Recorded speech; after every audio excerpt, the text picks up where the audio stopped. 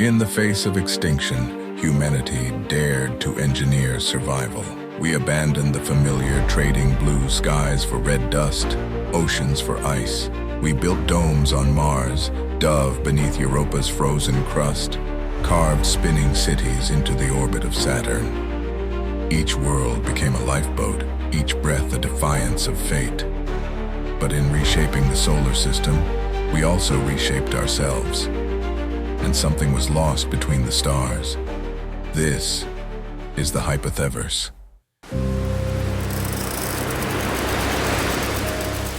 By the dawn of the 25th century, Earth was no longer the cradle, it was the crucible. Climate collapse, overpopulation, and resource scarcity had converged. Nations collapsed under the weight of their own denial.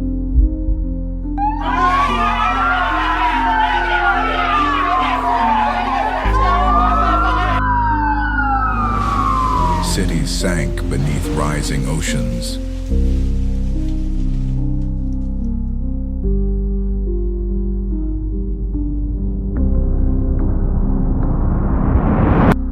Climate collapse.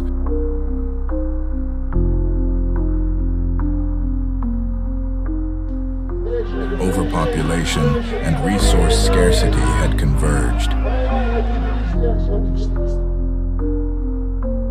And yet, humanity did not vanish. We adapted. We turned to the stars, not out of curiosity, but desperation. A global alliance was formed. The mission was clear: survive or scatter. The first wave of Martian pioneers faced silence, a silence so total it deafened the soul. They built homes out of domes. Crops grew under radiation filters.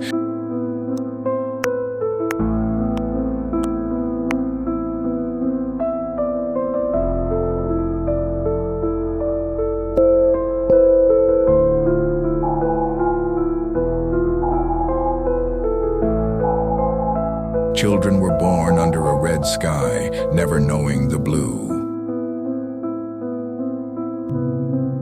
Mars was not a second Earth. It was an ancient, scarred warrior that demanded respect. Terraforming was not a miracle, but a slow war with time itself.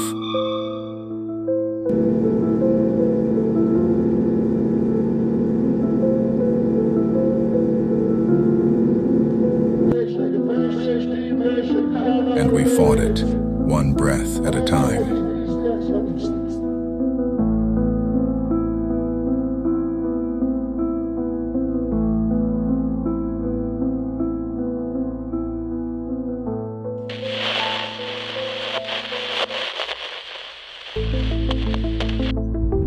The asteroid belt became the new frontier, a lattice of habitats carved from rock and metal spinning in artificial gravity.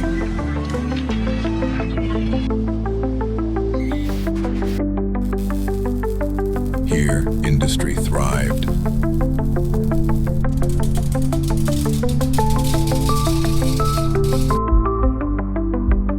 Life was modular, culture improvised.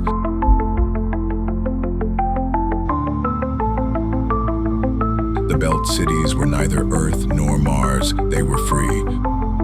But freedom bred conflict. AI-run settlements clashed with human enclave. Pirates, hackers, renegades, they all found refuge in zero gravity.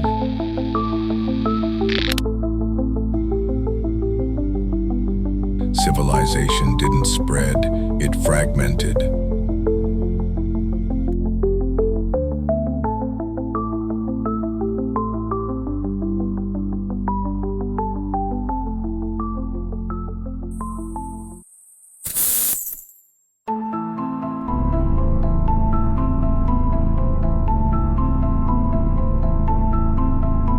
Around Jupiter's majestic fury, humanity built cathedrals to survival.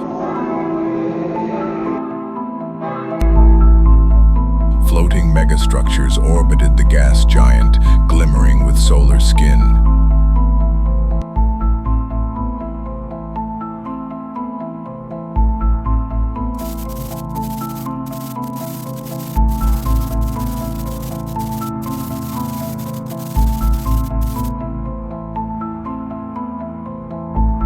Here, we learned humility. Jupiter could crush us without care.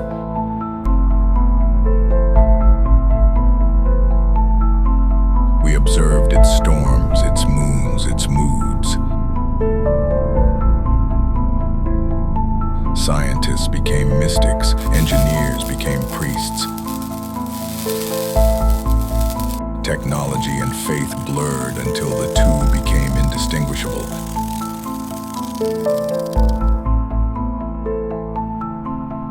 In orbit, we discovered our insignificance and found peace in it.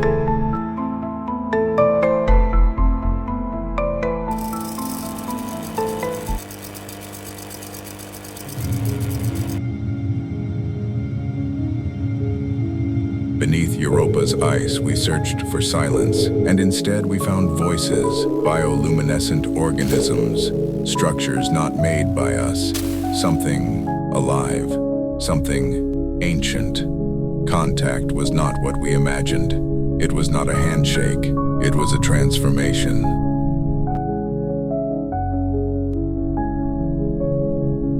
The Europa Protocol was enacted. No transmissions, no landings.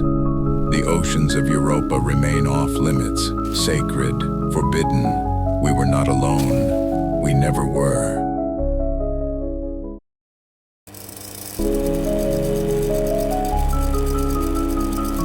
We no longer looked alike. We no longer spoke alike. Mars-born children grew taller in low gravity. Belt engineers augmented their limbs for the void.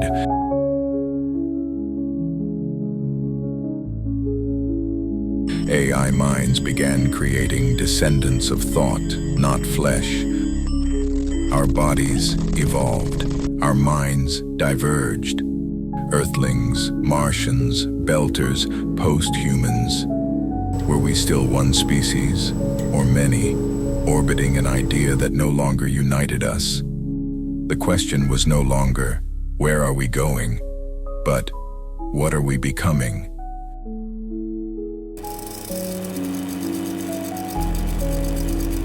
A council was formed, not of nations, but of worlds. They gathered in orbit under Saturn's rings to decide the fate of expansion. Earth held one seat, Mars another, Europa, the Belt, the AI conclave, and the silence of Titan.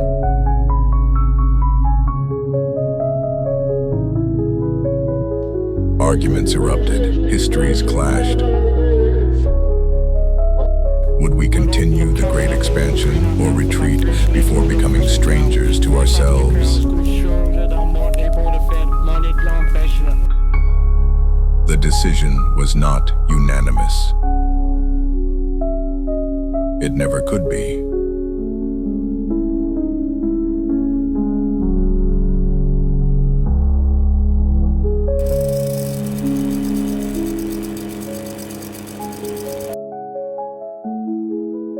By the 25th century, humanity had become plural, no longer defined by a single world, a single shape, or a single voice.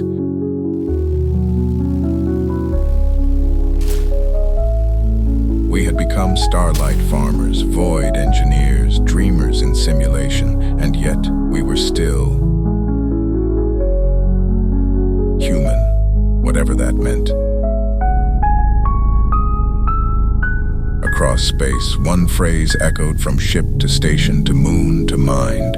We do not belong to one world. We belong to the stars.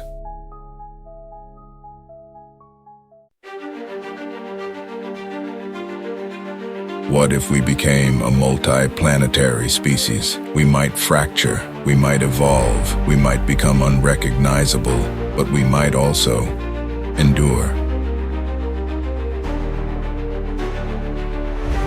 because humanity was never meant to stay in one place forever. We were born on Earth, but we were always meant for the stars.